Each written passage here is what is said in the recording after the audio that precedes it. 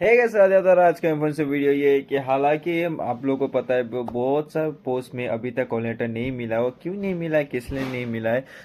Last तक तेरे video सबको इंतजार तो कर रहा होगा अपने विषय में जानने के लिए। आज के विषय हेमंत सर ने बोला है खुद। आज के इतना ही, मिलते हैं कल एक न्यू अपडेट साथ में। Bye guys. 4500 শিক্ষকৰ নিযুক্তি কেতিয়া হ'ব?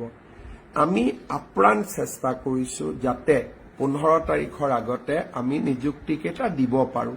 কিন্তু সকলো কথা আমাৰ হাতত নাথাকে। কেতিয়াবা কেতিয়াবা অফিচৰ কাম কাজত সময় লয়।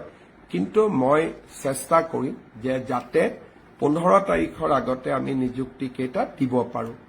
সৰ্বশিক্ষা অভিযানৰ পৰা ৰেগুলাৰ গভৰ্ণমেণ্টত আহিব খোজা শিক্ষকসকলৰ নিযুক্তিৰ প্ৰক্ৰিয়াটো আমি 15 তাৰিখৰ আগতে শেষ কৰিব খুজিছো। আটাইতকৈ ভাল কথা, অসম লোকসেৱা আয়োগৰ পৰীক্ষাৰ ফলাফল কেইটামান দিন আগতে ঘোষণা কৰিছিল।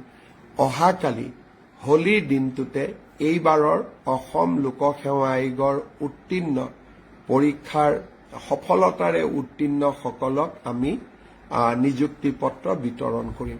সাধাৰণতে 2 মাহ সময় লাগে, কিন্তু নিৰ্বাচনৰ অভিজ্ঞতা যাতে আমাৰ অফিচাৰসকলে পাব পাৰে, কাৰণ ইলেকশ্যনৰ এক্সপিৰিয়েন্স লোৱাটো অফিচাৰসকলৰ বাবে বহুত প্ৰয়োজনীয়।